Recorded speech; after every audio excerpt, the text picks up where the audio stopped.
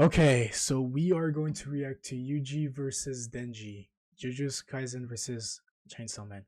First off, I'm gonna give my prediction. If honestly, I'm betting my money on Denji. If I'm being honest.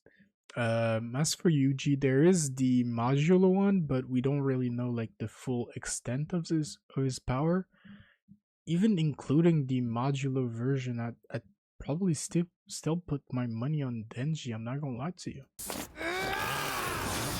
Ugh. Yuji versus Denji. The Vessel of Sukuna versus the Chainsaw Man.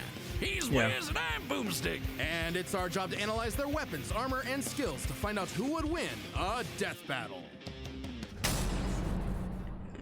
If Yuji Itadori was one thing, he was strong. As his grandfather lay dying, he made Yuji promise to help others and not to die alone. A promise Yuji would keep by joining Jujutsu High, a school for up-and-coming sorcerers training to rid the world of curses. Essentially monsters manifested by humanity's fears, hatreds, and anxieties. Just one problem for Yuji. Unlike everybody else, It's kind of crazy. Like both of their power system. I mean, the way their world works is kind of like similar. Like JJK, like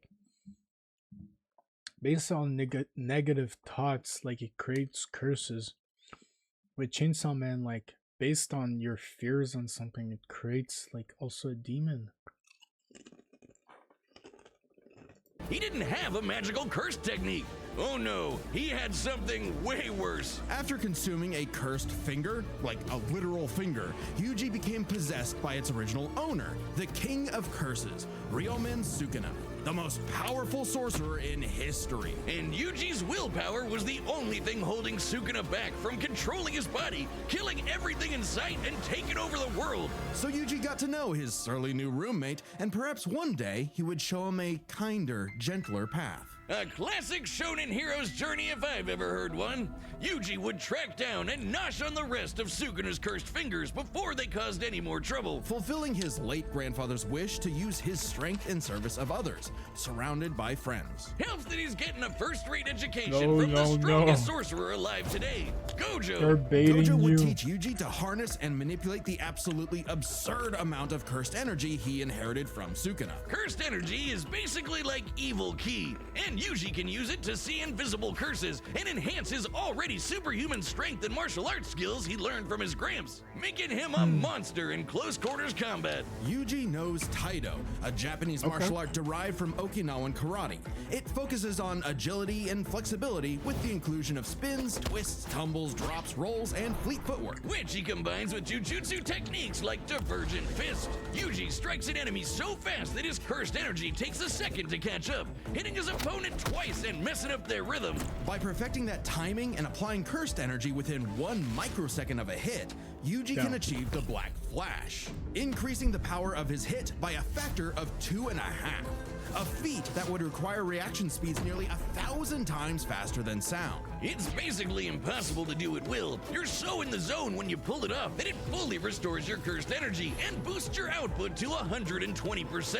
Yuji's Black Flashes are so strong in particular, the author himself stated that 5 in a row would have been enough to instantly kill the special grade curse, Jogo. Who did this? And this? And this? How many has Yuji ever done in a row, you ask? 7. And that's not even the nastiest thing about Yuji's punches. Because another soul resides in his body, Yuji learned how to target the soul itself, doing damage to opponents who could normally regenerate from his hits. Yeah, this pink-haired brat was a jujutsu prodigy, perfect for Gojo's dream. Yeah. You see, it's lonely at the top and Gojo wanted. I hate when people say that Yuji isn't talented, mainly because they compare him to other monsters, but it doesn't make sense because by the time Yuji enters the Jujutsu world, in less than a year, he's already equal to like some of the strongest characters like in the verse. Like he is 100% like talented, and he does this without a curse technique. Like this is the most important for the most of the series, spoiler alert, but like he does not have a curse technique. Like it's really later on in the series he has one. To train a crop of pupils powerful enough to share the burden of reforming Jujutsu society. Until one fateful battle when Gojo was sealed away and Gojo Sukuna got took locked over up, Yuji's bro. body. Then proceeded to, well, Level the commit city. that whole mass murder thing he was always going on about. Yeah, turns out Sukuna is evil. Like, really, Yeah. totally, completely, irredeemably evil. And it also turns out that every twist and turn in Yuji's life was orchestrated by the body-hopping sorcerer Kenjaku in order to resurrect Sukuna and bring about the curse apocalypse. In Yuji's eyes, something he was completely responsible for. And so, having failed his grandfather, Yuji's outlook shifted. No longer would he fight to protect others, but to kill curses. And after Sukuna hopped bodies into Yuji's best pal Megumi, the king of curses became numero uno on Yuji's shit list. Yuji's defeated powerful disaster curses like Hanami and Mahito, survived being slammed so hard he cratered the earth, and is comparable to sorcerers like Maki, who tanked getting rammed through entire mountain ranges. Yuji also learned how to use super advanced abilities like reverse curse technique to heal himself from crazy damage, like getting his torso shredded into chili. Ugh. And in some other sorcerers' cases, even regrowing lost limbs. Though it takes a lot of energy to regenerate blood, so after going on a cursed object feeding frenzy, he learned how to manipulate his own blood to speed up his healing, or fire it like a blood beam. A poisonous blood beam. All of that combined made Yuji just tough enough to finally take on the King of Curses. Although greatly weakened after his victory against Gojo, Rip. Literally. Sukuna was still the de facto strongest being alive. Yeah. But after hitting him with a Black Flash, Yuji actually copied Sukuna's main ability. Gojo's plan all along. This was Grind. With it, Yuji can slice apart any surface he touches, an enemy's flesh, the ground beneath him, even the boundary between two souls in one body. Enough hits can even cause those two souls to separate. Like a souped up version of his normal punches. Even better, Yuji finally gained access to the most powerful weapon in any sorcerer's arsenal, a domain expansion. Basically, a pocket dimension created by the sorcerer where their ability will hit no matter what. No contact needed. If you're trapped in Yuji's domain, you're getting sliced to ribbons. With all his power and training and righteous fury, Yuji severed Sukuna's soul from Megumi's body, freeing his friend from the demon's clutches. But not before offering Sukuna one last chance at redemption. Which he rejected before dying because, well, evil. Leaving Yuji to grow into one of the most fearsome sorcerers in history. Turns out the cursed objects that Yuji consumed made him part cursed and slowed his aging to a crawl, giving him decades of training and battle experience. He's mastered blood manipulation, can pull off black flashes at will, and shredded entire cities apart with Shrine. Just like Wait. Gojo and Sukuna before him, he became the strongest. But what actually makes someone truly strong? For Sukuna, it was the power to stand alone atop all others. But to Yuji, it was the opposite. The only reason he had survived as long as he had was because of the mercy and sacrifice of his friends. So Yuji brought together friends and allies, new and old, to create a world eventually free from curses entirely, fulfilling not just Gojo's wish, but his grandfather's as well. Because if Yuji Itadori was one thing, he was strong. Wait, so we're using Wiz, modular if there are YouTube? two truths in this world, two universal constants, I'd it's still these. give it to Chainsaw Life Man. sucks and then you die. Especially for the young boy, Denji. Who was so poor and unlucky, he doesn't even know his last name. With an alcoholic father forever indebted to the Yakuza, and a diet consisting of whatever garbage he could get his hands on, all Denji had in this world was his dog, Pochita. Who happened to have a chainsaw Pochita. sticking out of his face. Really putting the tear in Terrier. Pochita wasn't an actual dog, obviously. He was a devil. Monstrous superpowered beings literally from hell that are Straight created ugly, by bro. and represent humanity's worst fears. In Pochita's case, literally the personification of chainsaws. Oh, he's so cute. Who would be afraid of chainsaws? They're the most versatile tool in the world. Perfect for jumping trees, opening cans, massacring your foes. Apparently, Pochita had no problem with that last part, as he and Denji hunted down and killed his devil brethren. It's a tough job, but when selling your testicles won't pay off your dad's debts, it'll do. That is, until Denji was cornered and forced to learn about those two universal constants. Life sucks, and then you die. But sometimes, if you're really unlucky, there's a third option. Born from his and Pochita's contract, a literal deal with the devil, Pochita would become one with Denji's body in exchange for Denji to live a happy life. And so the two fused into a half-human, half-devil hybrid, the Chainsaw Man, aka a one-man, blood-soaked devil-slaying machine, the perfect candidate for the public safety devil hunters, led by this piece of work. With like nothing controlling him but his raging teenage hormones, Denji would battle all of devil kind in the hopes of one day getting laid. And he was a natural at killing, not getting laid. As the Chainsaw Man, Denji can slice through just about anything and generate new chainsaws from any surface of his body. Or swing him around on massively long chains. Oh man, that's so cool. It helps that Denji is incredibly powerful, capable of lifting and throwing cars, surviving being blasted through several buildings, and moving way faster than the eye can see. And if he happens to get torn apart by some ornery devil, no biggie, because he can regenerate from just about anything. Denji has survived being sliced to pieces, having his head torn off, being dipped in demonic stomach acid for hours, and even getting his heart ripped out. Haven't we all? Chainsaw Man didn't regenerate his heart.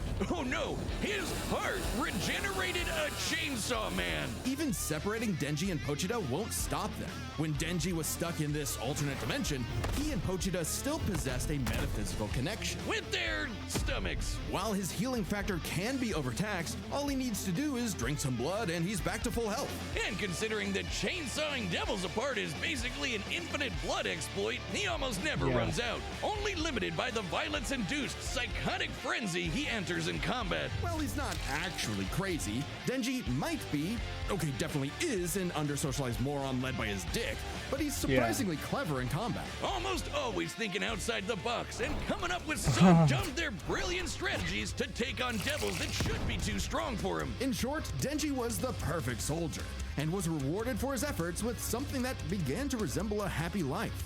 Aki, the stern older brother, Power, the bratty younger sister, and Makima, his boss and the girl of his dreams. All Denji had to do to finally score with that dead-eyed redhead was to kill the most fearsome devils in existence, like the Typhoon Devil, who created a massive hurricane, or the Bomb Devil, who could blow up most of a city, or the Gun Devil, who could travel around the world and kill over 1 million people in about 5 minutes. But plot twist, he had to kill Makima too, because she was secretly the Control Devil, one of the 4 horsemen of the apocalypse. Everything she told Denji was a lie.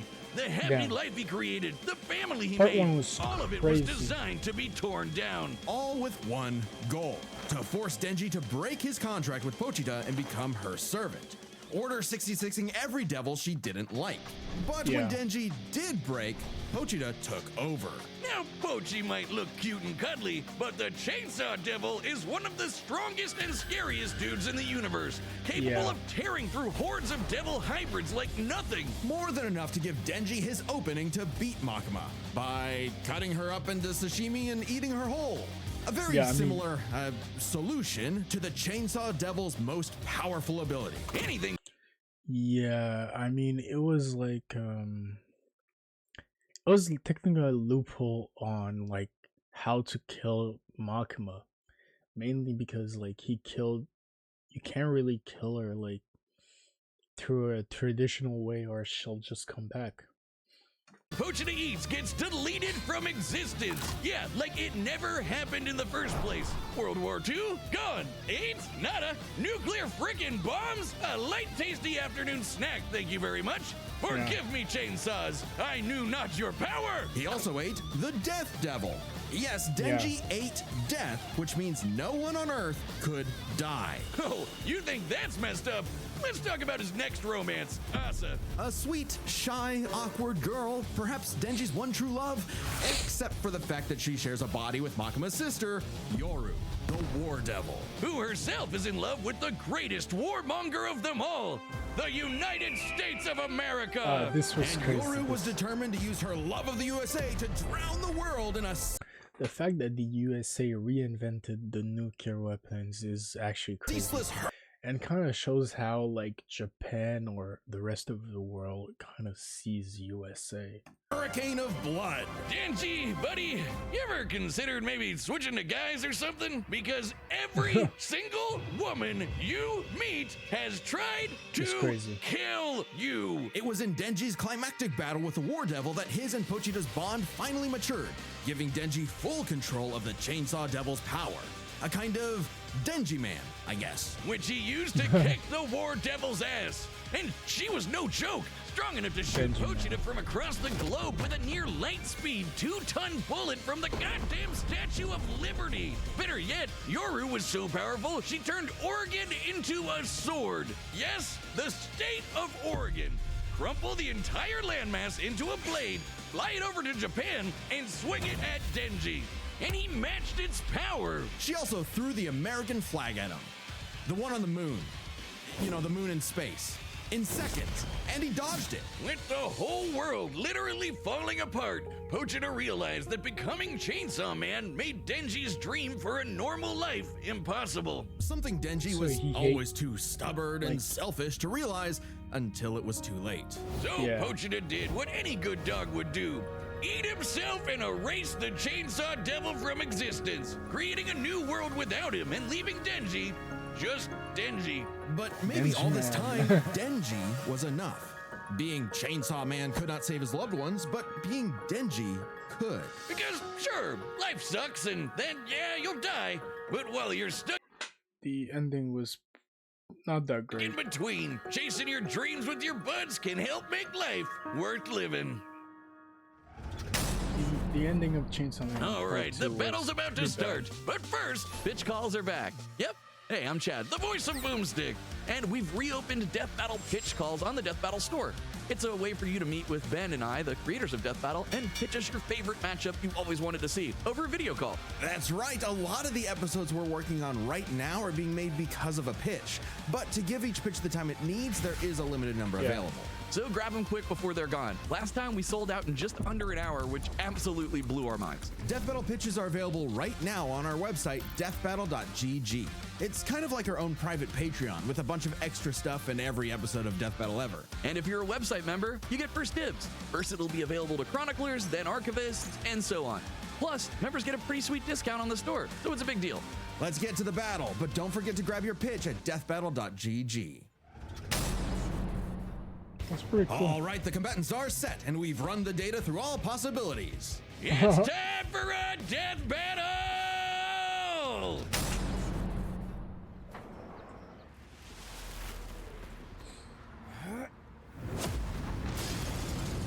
Damn.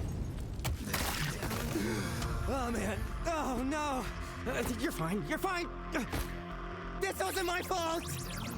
I've never felt such weird cursed energy like his before. Say your prayers.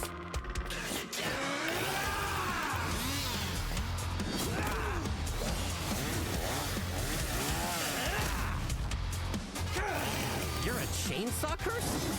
Oh no! I'm the hero to all! Kicker of asses! Magnet to chicks! Half man, half devil! Chainsaw man! Let's finish this! Damn. Chainsaw instant death technique! Oh my god. That's such a Denji thing to do. Batter up, pig-haired punk-ass bitch! Even the way he fights is so much like Denji. That's actually accurate. Oh, that was cool. The whole scissors thing, that was pretty cool. Wait for it. Damn. I realized you had two cursed energy sources in one body, so I separated them. Speaking of,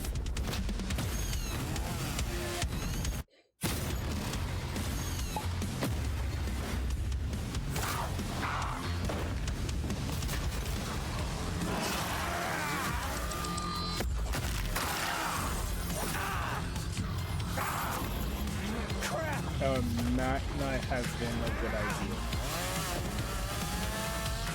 Domain expansion. Now Pochita is kind of going crazy. Oh yeah. You messed up, baby! Pochita and I are brothers! You'll never keep us apart!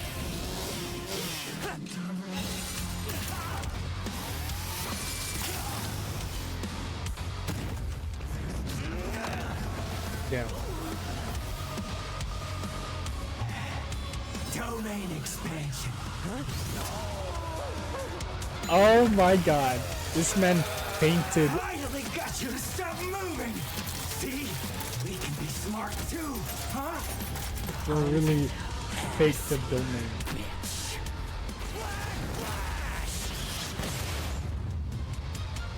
Shrine!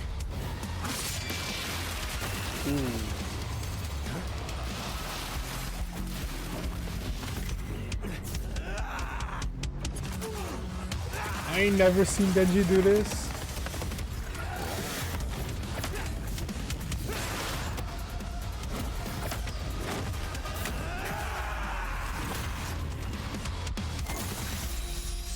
A human and a curse.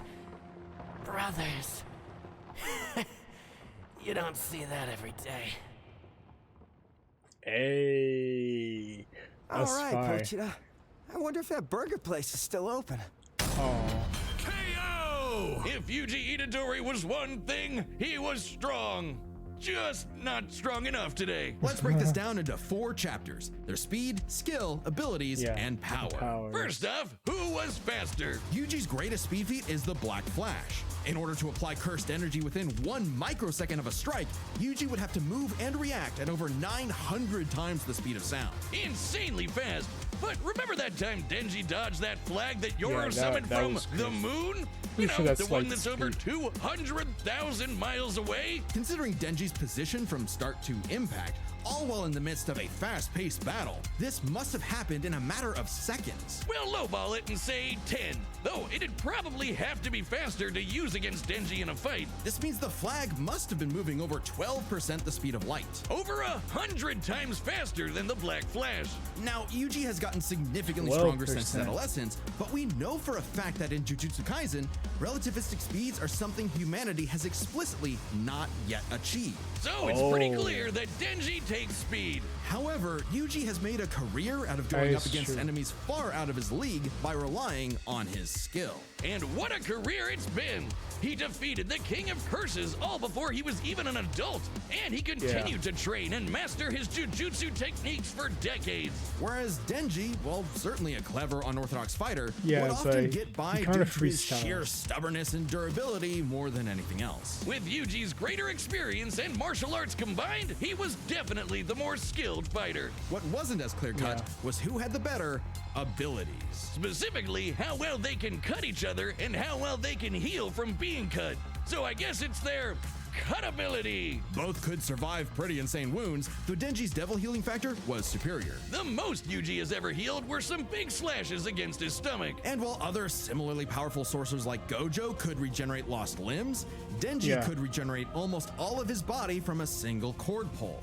That being said, Yuji's soul targeting attacks have done lasting damage against those with superior healing like Mahito.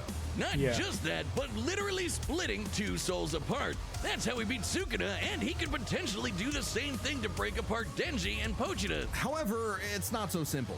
Sukuna was already severely weakened at the time, and it took Yuji That is several true. hits to separate him and Megumi. And on top of that, even if Denji and Pochita were split up, we know they keep a metaphysical connection when apart. In fact, they And were they split can- up when they were fighting yeah. Makaba, and they had no problem rejoining. No reason. Yeah, then like they don't need to be actually together to like work and like on their own, like Yeah, Denji was They always couldn't gonna do it again here. However, Denji's healing factor isn't unlimited. He'll need blood to Yeah. heal eventually, and the range and speed of Yuji's slashes would force Denji to tank them to get up close. Even if he could, Yuji's healing factor wouldn't last nearly as long against Denji's chainsaws. But then Yuji could back off, Denji chase him, and so on. Like an unstoppable force meeting an immovable object, neither had a clear edge in cut ability. So what it ultimately came down to was power. Who could do the most damage and wear the other guy down first? Yuji slicing apart an entire city is one of the most impressive feats in all of Jujutsu Kaisen. By measuring the clouds of dust created in his attack's wake, we can estimate he launched over 5.5 million tons of debris into the air.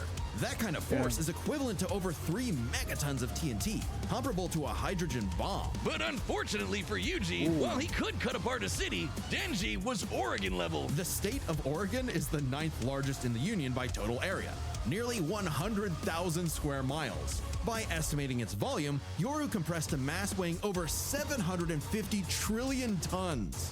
One swing from that sword would hit with an energy of over 30,000 megatons of TNT. Which is like 10,000 hydrogen bombs. And not only did Denji survive a swing, he straight up overpowered it.